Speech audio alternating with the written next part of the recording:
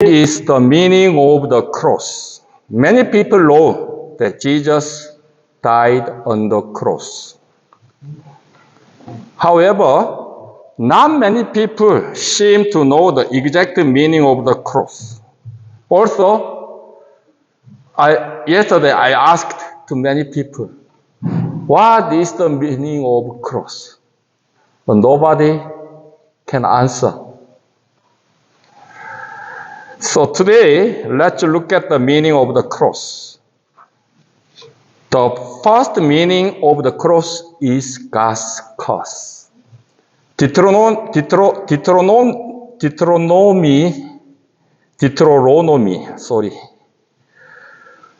chapter 21, verse 23 says, his body shall not remain overnight on the tree, but you shall surely bury him that day, so that you do not defile the land which the Lord your God is giving you as an inheritance.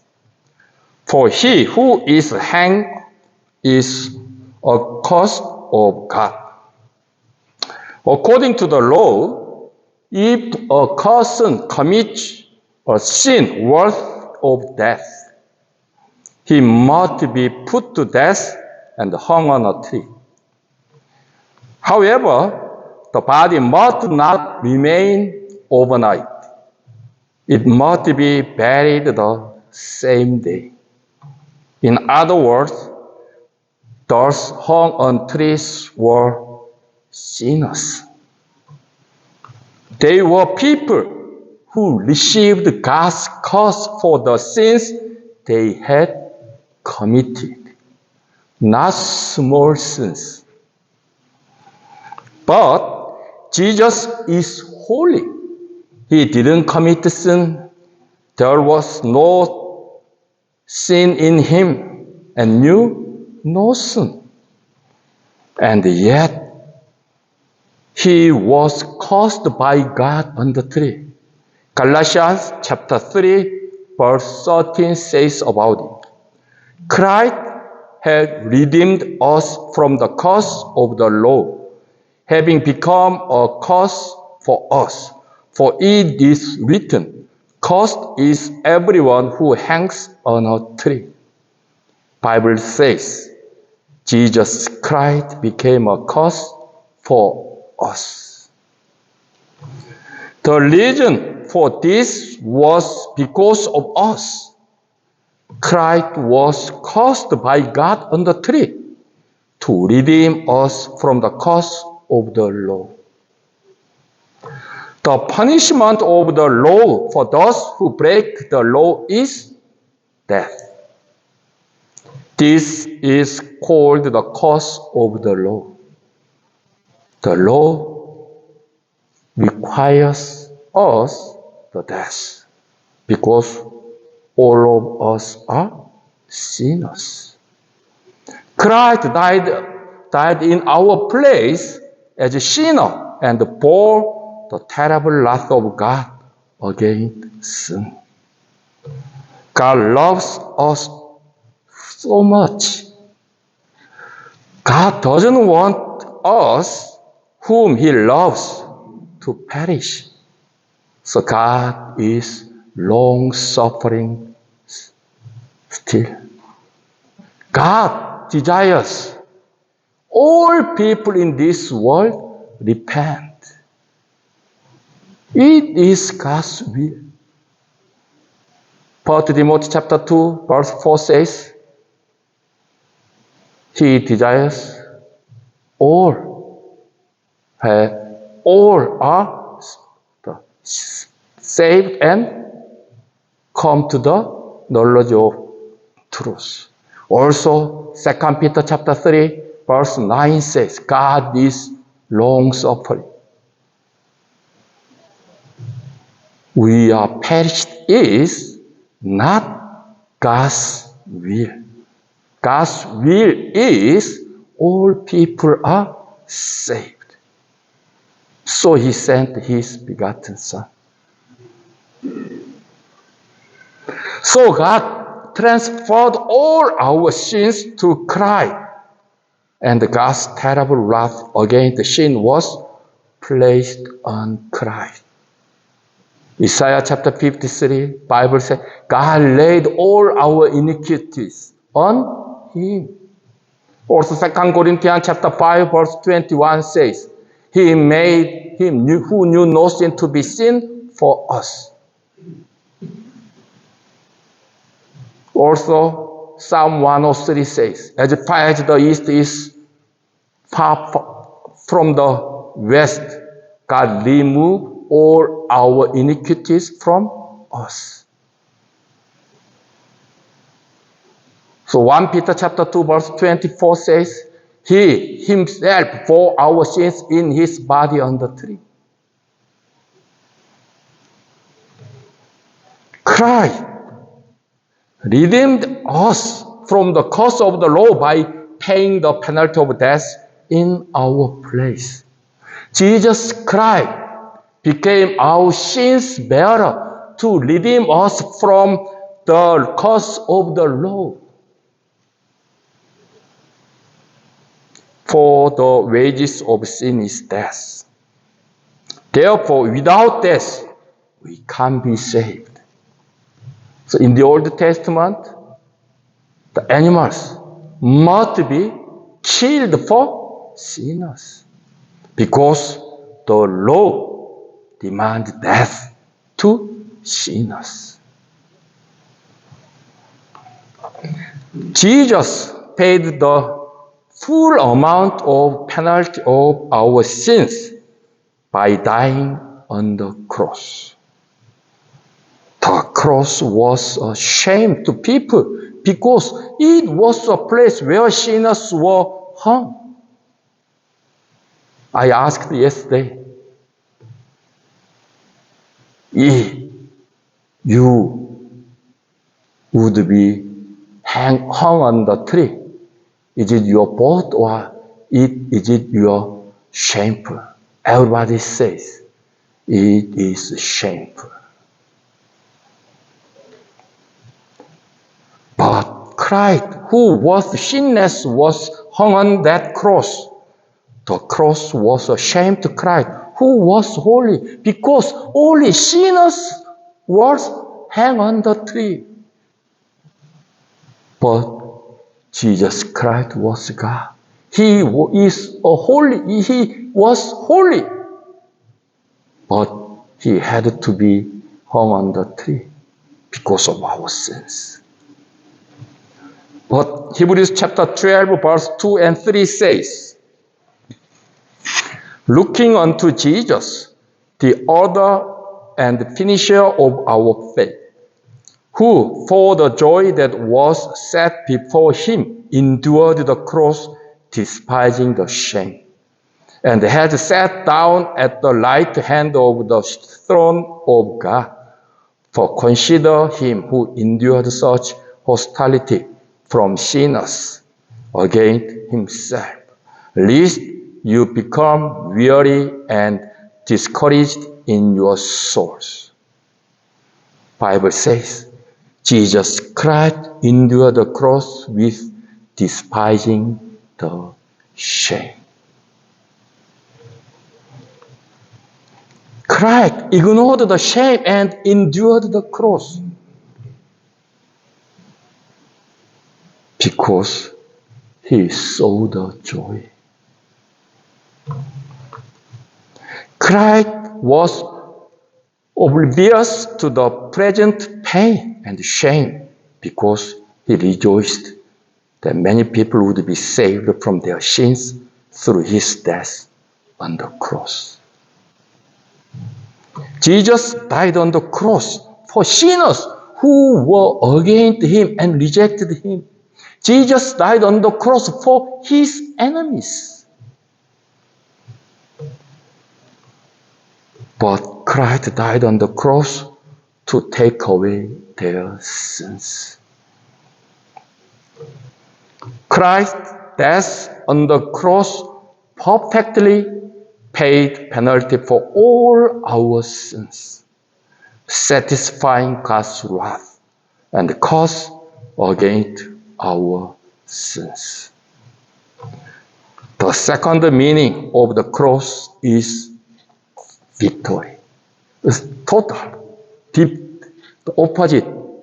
First one is curse. The second meaning is victory. Totally opposite.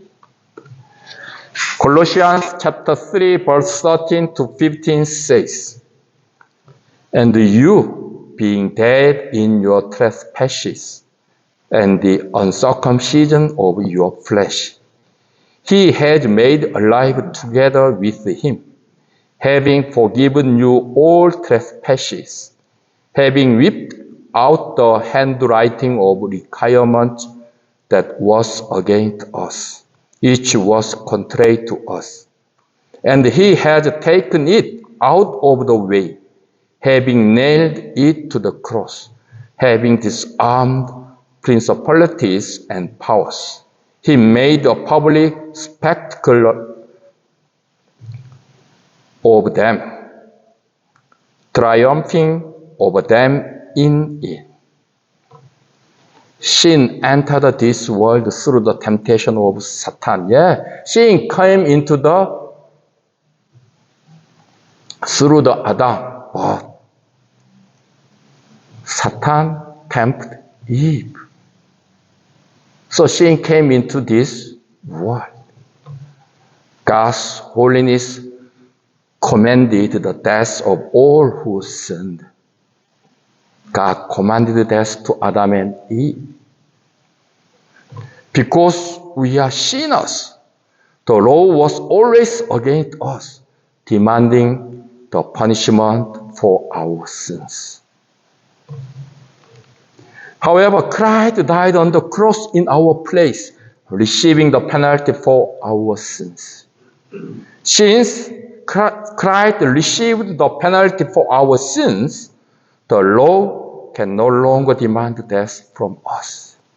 The law that commanded man lost its effect through the death of Christ on the cross. Colossians chapter 2 says about it.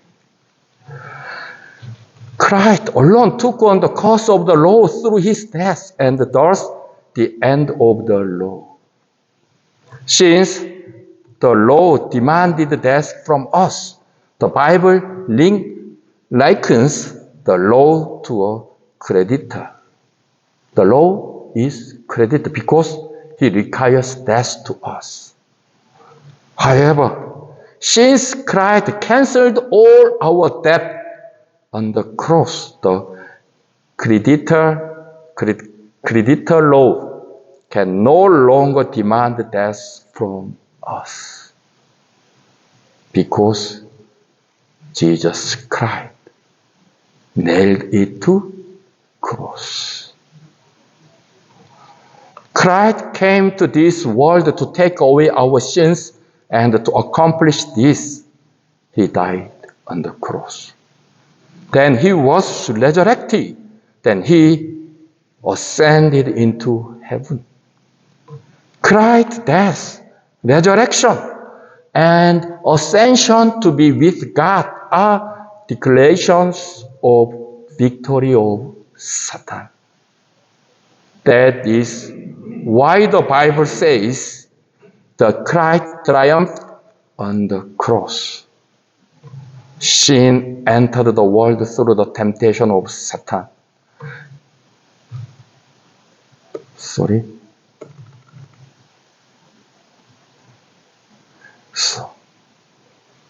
So Hebrews chapter 2 verse 13 to 15 says, "And again, I will put my trust in him. And again, here am I and the children whom God has given me. Inasmuch then as the children have partaken of flesh and blood, he himself likewise shared in the same, and that through death he might destroy him who had the power of death, that is the devil, and release those who through fear of death were all their lifetime subject to bondage." Jesus Christ has freed us from our lifelong slavery to sin as a slave to Satan. God declares those who believe that Christ came to this world and died on the cross to take away our sins and rose again 3 days after being buried in the grave, sinless, and accept them as his children. Bible, God. So yesterday I asked them, many people think we should keep the law, we should keep the law. So I asked them, can you keep all the law? They are so honest. They said, no. If you don't keep all the law, how can you go to heaven by keeping the law? All of them closed their mouths. They are so smart.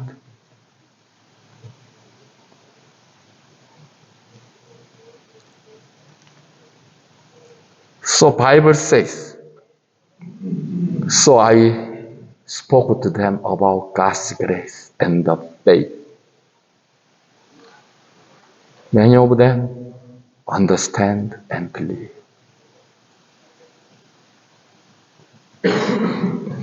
Jesus Christ died on the cross to lead to God those who believe that his death was instead of me, or sinner, and that Christ's death forgives all my sins. 1 Peter chapter 3 verse 18 says, for Christ also suffered once for sins, the just for the unjust, that he might bring us to God, being put to death in the flesh, but made alive by the Spirit. Bible exactly says, he suffered once for sins to bring us to God. When I visited Eswatini last week and handed out tracts, I said, I want to go to heaven with me. This paper will help you to go to heaven. Please read this one. Most of the people who heard this said, thank you. They say, thank you, when they receive the tract. Because this paper can help you to go to heaven. Everybody says, thank you. Likewise, everyone wants to go to heaven where God is. Christ died on the cross to take those who believe in him to heaven where God is. And he won the victory through his death. So I told yesterday, God saw our faith, what we believe in. God's standard is our faith.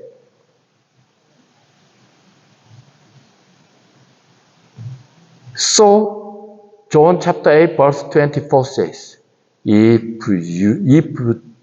you do not believe in me, you shall die in your sins. Please look at God saw the faith, what you believe. If you don't believe in Jesus Christ, you will die in your sins. Even though Jesus Christ take away your sins, if you don't believe in that fact, you will die in your sins. Your sins are not forgiven. When you believe in Jesus Christ, your sins are forgiven, even though he died for all people. The death of Christ had freed sinners who come to God by faith from the punishment of their sins. The death of Christ has an eternal effect. He died on the cross once for all sin, for all people. And He solved all the problems of our sins forever. Once time, He solved forever. His death on the cross reconciled us who were enemies to God and removed all our sins that made us enemies of God. The third meaning of the cross is that the old man of those who believe in Jesus Christ died there together. Romans chapter 6 verse 6 says, knowing this, that our old man was crucified with him, that the body of sin might be done away with, that we should no longer be slaves of sin. Bible exactly says our old man was crucified with Jesus Christ. Not only did Jesus die on the cross, but the old man of those who believe was also crucified with him on the cross. The old man in the Bible means a person who lives for the things that rot and perish, following the lust of vain desires. The old man is a person who is darkened in his understanding and alienated from the life of God due to ignorance and stubbornness of his heart. The heart is too hard. The old man has lost the sense of shame and gives himself over to debauchery, covetousness, and all uncleanness. Those who believe in Christ have crucified this old man with him. Therefore, their old man's way of life has become the old way. Now, those who believe in Christ live as a new people. It means they must walk on totally new way, not this way. Our old man walks on this way, but it is crucified with Jesus Christ. We have to walk on the new path. Bible says, 2 Corinthians chapter 5, verse 17. Therefore, if anyone is in Christ, he is a new creation. All the things have passed away. Behold, all things have become new. Christians who have had all their sins forgiven by the blood of Jesus Christ no longer live in themselves, but in Christ. Please remember, look carefully this scripture. If anyone is in Christ, we should stay in Jesus Christ always. Not sometimes, not often, always. When we stay in Jesus Christ all the time, we can walk on that new path. Yeah. Very, very often I walk on my old way because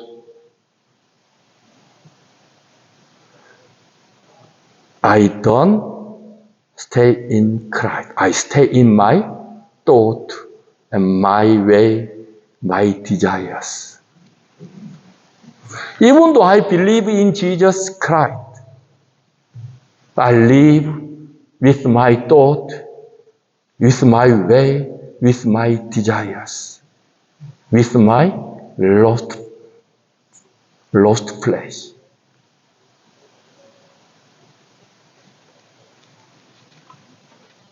So we should stay in Christ. It means we should obey His word. We should do according to His will. They follow in the footsteps of Christ, not in their own way of life. Before we believe in Jesus Christ, we follow our own way of life. But after we believe in Jesus Christ, we should live it. Then we have to follow His footsteps. They are new creation. Before we believe in Jesus Christ, there is no God in our life. There is no word of God in our life. There is no God's will in our life. But after we believe in Jesus Christ, we have to live according to His will. We have to live in His way. Totally different. Because our old man is crucified with Jesus Christ. Those who live in Christ do not live for themselves, but for Him who died on the cross for them and was raised again. Just as Christ lived not for His own glory, but for the glory of God. He always lived for will of the Father, not His own will. So 2 Corinthians chapter 5 verse 15 says, and He died for all, that those who live should live no longer for themselves, but for Him who died for them and rose again. Bible says, before we believe in Jesus Christ, we live for our glory. We had lived for ourselves. But Bible says, no longer for themselves, but for Him who died for them and rose again. They are in this new man, new life. They are those who no longer live for their own will, but for the Lord's will. The Lord died on the cross for sinners, so that those who believe in Him can voluntarily surrender their lives to Him, so that He can live His life. Yeah, the spiritual gift is different, but all of us surrender our life to Jesus. It doesn't mean we should all of us quit our job. It doesn't mean. God's calling is different. But where we are, we should live for His glory. In the office, we should preach the gospel. And we show good testimony. We have to show Jesus Christ.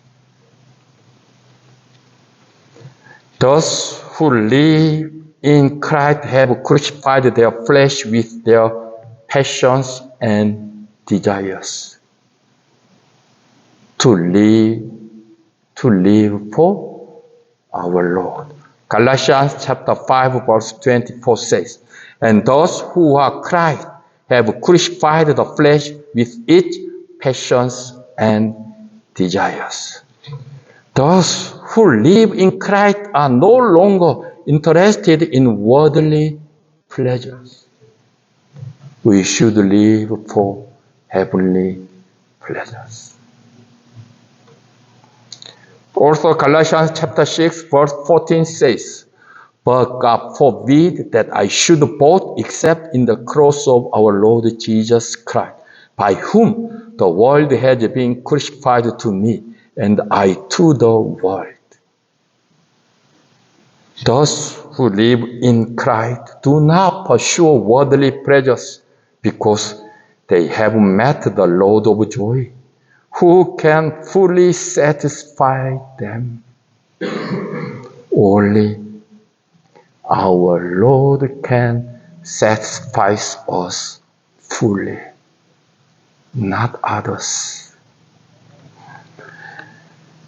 They no longer believe in this world. They don't trust in this world.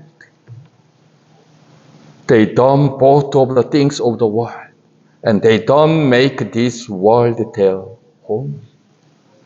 Bible says we are strangers in this world because here is not our hometown. Here is not our home. This world no longer has dominion over those who live in Christ. Believers shouldn't misunderstand that their old man has been crucified. This doesn't mean that all their past lifestyle are automatically crucified. No. Believers must crucify their old man every day. So Apostle Paul says, I die daily. In order to do this, saints must live in Christ every day. In order to live in Christ, Christians must read the Bible consistently every day and adapt it to our life every day. When I came back from Eswatini, I was discouraged because I used a lot of money, I spent a lot of my time, I'm so tired. Heavenly Father, do I have to do this one? So I can serve only Bethel and the Guafontaine Assembly. It is enough to me. I was so discouraged. The next morning, I meditate Psalm 103, 126.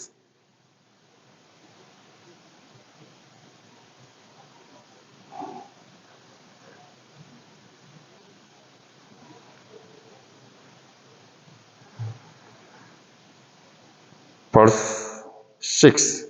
He who goes out weeping, bearing the seed for sowing, shall come home with shout of joy, bringing his sheaves with him. God encouraged me with this word. So I say, thank you. I was so foolish. Like this, always God comfort us with His word and give us His joy with His word. The Bible tells us exactly what we should and should not do. Christians know exactly what they should and should not do through the Bible. We know what we have to do, what we don't have to do through the Bible. Those who live in Christ are those who do what the Bible says they should do, and they don't do what the Bible says they should not do. It means they live in Christ. Faith is necessary for saints to live in Christ. Faith is necessary for believers to deny their old man every day to live in Christ. So we need self-denial life. Every day, look face. When Christians live in the world, many desires arise, and hearts that seek worldly things arise within them every day. At such times, Christians must deny themselves through faith. It is not me. It is my old man. It has been crucified with Jesus Christ. It is our faith. They must deny with faith that the one whose heart aligns with such thought and no longer I, but my old man. Romans chapter 6 verse 11 says, likewise you also reckon yourselves to be dead indeed to sin, but alive to God in Christ Jesus our Lord. The word reckon here means the practical act of faith. It is important. When passions and desires arise in the heart of a saved Christian, he must act out of the practical act of faith by firmly rejecting them with the faith that the old man died on the cross. The Bible says, without faith, it is impossible to please God. Only faith can make God glad. So we should live by faith. The saints must keep their old man on the cross by faith. A dead person doesn't react when others kick him. There's that person. If I kick him, he never reacts. Why? He is dead. If I crucified our old man on the cross, it never reacts. A dead person doesn't react when others criticize and curse him. This is the reaction of Christians to their old man, whom have crucified their old man by faith. When a Christian crucified his old man by faith, sin becomes powerless before him. Sin can't dominion over him. Sin loses its power before him because he crucified his old man with Jesus Christ. He is no longer captive of sin. This doesn't happen automatically. So believers must pray that they can live by faith. Without prayer, without reading Bible, without faith, without obedience, it is impossible. The power is not from us. The Holy Spirit, God gives us Holy Spirit. So Holy Spirit dwells in us. It is not our own power. Power of Holy Spirit. We can do it. And they must actually respond to their old man with faith and look at their old man on the cross. This is the meaning of the cross for Christians. When Holy Spirit guides us, we should add our will to guidance of Holy Spirit. So we can follow, we can obey. It is not automatically. Many young believers misunderstand. If they are saved, the Bible is automatically open when they gather. No. They must open their own Bible with their willing to read the Bible. Not automatically. When we gather, there is the thing coming to my heart. We should have devotion time. So we need Holy Spirit guide me to devotion time. So I have given my will to that guidance and open Bible. It is the power of Holy Spirit. Because Holy Spirit guide us, lead us. We have examined the meaning of the cross today. The first meaning of the cross is God's curse. Jesus paid all the punishment for our sins by dying on the cross to redeem us from the curse of the law. The second meaning of the cross is victory. Christ destroyed the devil, the power of death, by dying on the cross and freed us from sin.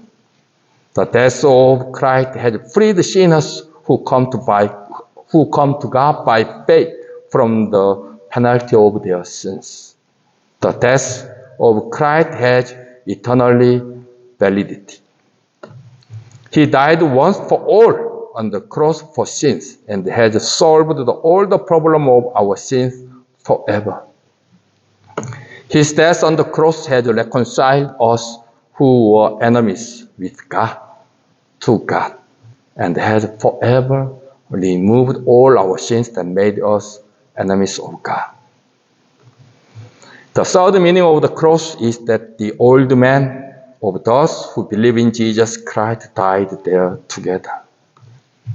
Believers should now look to the cross for their old man by faith.